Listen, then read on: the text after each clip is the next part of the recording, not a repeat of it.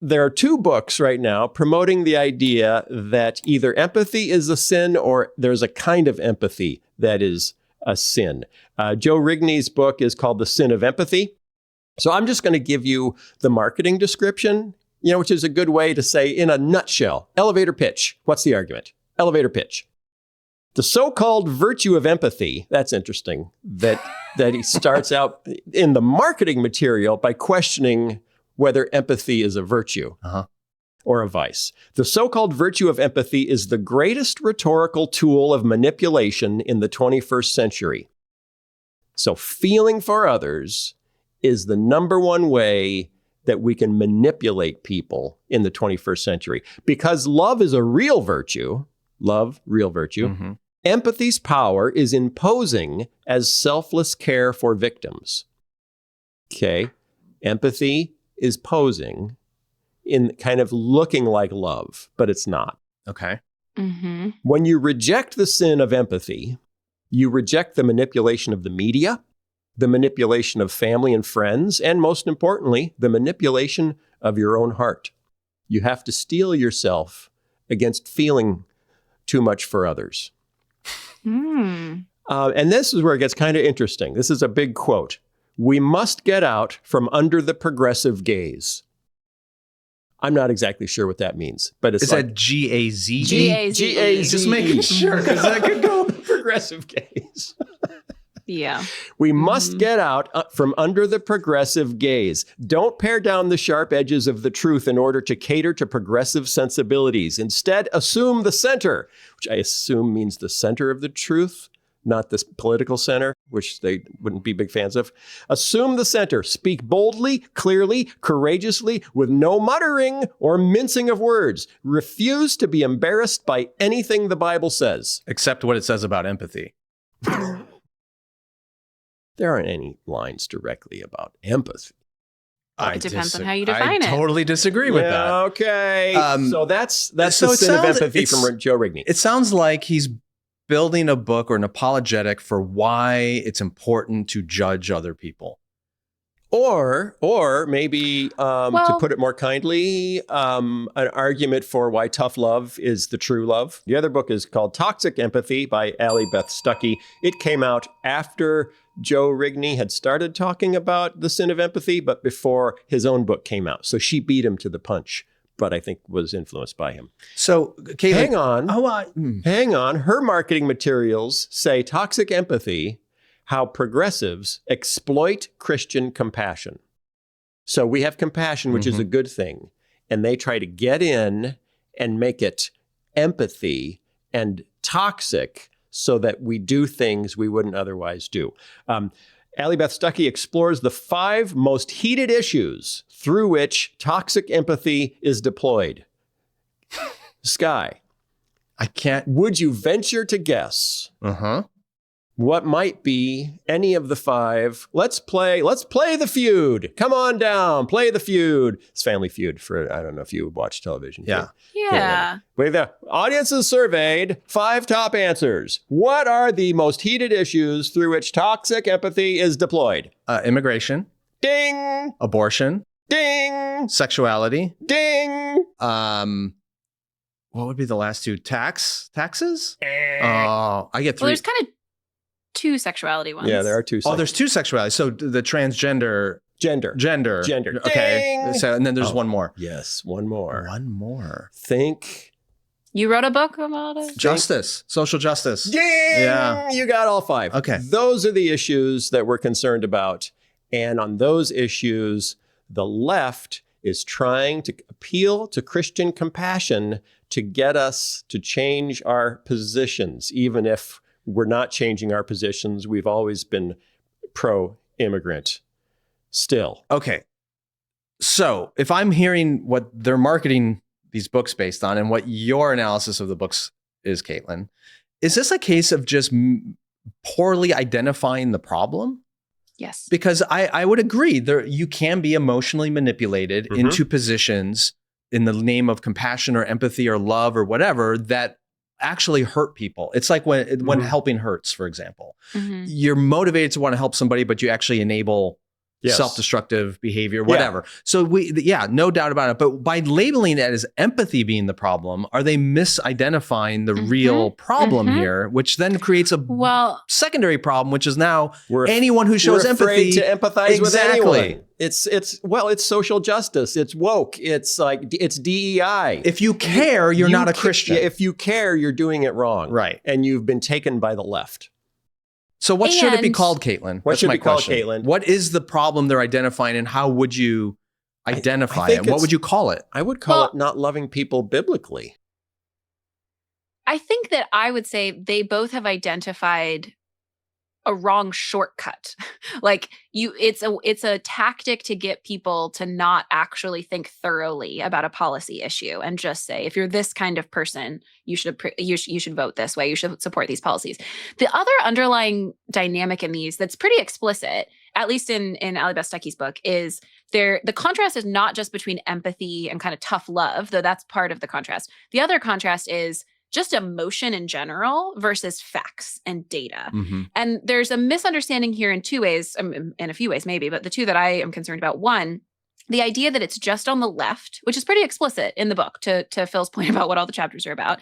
The idea that it's just on the left that emotion is manipulated to trump facts and data. It is 100% true. It's different emotions, but it's 100% true that in every part of the political spectrum, people's emotions are being played with in order to justify them voting a certain way. It might not be empathy. It might be fear. Exactly. It might be hate. It might be anger. So there's this unfair kind of privileging of fact over emotion, and this unfair privileging of saying, like, on one side, this is true, on the other side, it's not. The second way that I think this is a problem is, one, and this is a larger problem in this kind of corner of conservative Christianity, this assumption that emotion is we're supposed to be suspicious about emotion. We're supposed to be focused on facts and data and rationality, which is ironically like a movement in the larger philosophical world that was often opposed to Christianity, right? Like your religious feeling is messy and uncertain. It's facts and data, it's science that really matters. And both of those ignore the fact that particularly when it comes to policy, we can't pardon away our emotions. And we also can't pardon away anything that isn't fact or data or information. I've both read this book and also listened to Ali Bestecki on some podcasts. And there's times where she says, like, get rid of all that stuff. We just need to focus on what is fact. What is fact is what we should base policy off of. Policy questions are never just questions of fact. They're questions of deeply held values about what matters in the world. I mean, she often will appeal to, and I think she should, right? People made in God's image. She doesn't want us just to think about the mother who's facing an abortion. She wants us to think about the unborn child. They're both made in God's image. That's absolutely true. That's a deeply held value that is not just a verifiable scientific historical fact that you can base a policy off of. We're always coming to policy questions with our feelings about things and with deeply held values that can't be historically or scientifically verified. And to just sort of say, well, if you were just rational like me, you would support these policies, is not only to really ignore the fact that emotion and values are shaping your policy as well. It's also to artificially attempt to get rid of things that are really important questions when it comes to policy. We can't just say, here are the facts. We disagree on the facts, first of all. But second of all, that completely gets rid of a huge section of human experience and ways of knowing that historically Christians have said were important, that there are ways of knowing things that are not scientifically or historically verifiable. The weird thing about that, and I agree that you can't just section off human emotions and values. If you go with that premise that we should only base things on facts, her own arguments don't stand up. Because the fact is, the number of abortions has been going down in this country for decades until Donald Trump became president, and when it started going up. And when his Supreme Court overturned Roe v. Wade, the number of abortions in this country has climbed. It has not gone down. So based on just the facts, you should argue their policy towards abortion has resulted in more fetal deaths. So if you want to just be fact-based, you got to take the good and the bad. And I'm not sure they would go with that because they would make a moral values argument about abortion, not just which is I agree. I think, very legitimate way of thinking. Totally. Yeah. So it sounds to me like they're taking essentially either a very narrow or false definition of empathy, saying it's bad, and then building this whole argument against both empathy and emotion and feeling. And to your point, Caitlin, I can't think of an emotion that is more prevalent on the right in its rhetoric and politics than fear. Why is fear a legitimate feeling, but compassion is not? Well, that's a good question, Skye. I do think from what I've read that Mrs. Stuckey, I think she's married. She is. Yes, is not saying all empathy. Is not saying empathy is a vice. She's saying there's something specifically called toxic empathy, which I assume is inspired by toxic masculinity. Well, yes, no? Is she? Yes. She would say toxic empathy is when it is used to manipulate you. Right. Yeah. And Joe Rigney has described empathy as seeing someone is in quicksand and getting into the quicksand with them. So therefore, it is a vice. So there's a distinction between the I think she has a better argument than he does. Yes. To say that something is good but can become toxic or perverse, absolutely. That's true of everything. But to argue that empathy, I mean, here's the definition of empathy. You'll be surprised the source I got this from, okay? This is a quote. Empathy is entering into another person's world and feeling with that person rather than just feeling sorry for them. That comes from, anyone want to guess the source? Jesus. No. Gandhi. Close. Close to Gandhi. MacArthur. Focus on the family. Oh. And it's in an article by Greg Smalley, which is advocating for this. Like it's a good Christian virtue. Yeah, but that was a long time ago, before the progressives. This was written in 2024. Oh, what? So, yeah.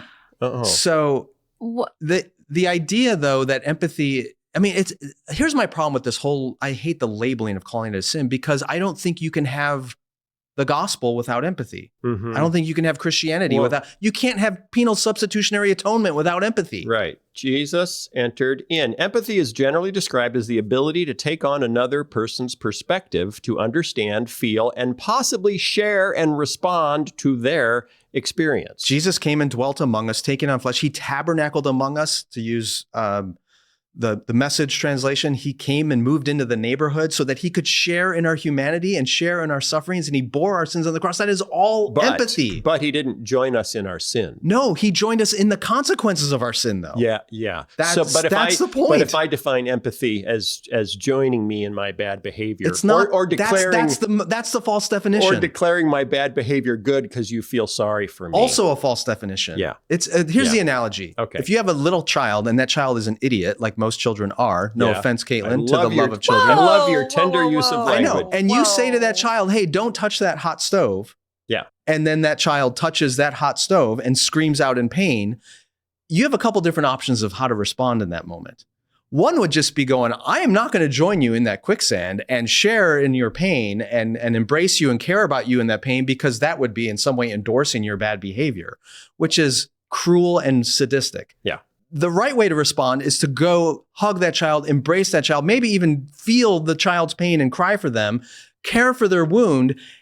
And at the same time, when all that is done, to help them realize the lesson they've learned, that there was a mistake, or that's empathy. It's sharing in their pain and caring for them in their pain without endorsing the bad decision that led to the pain. Right. This is not difficult.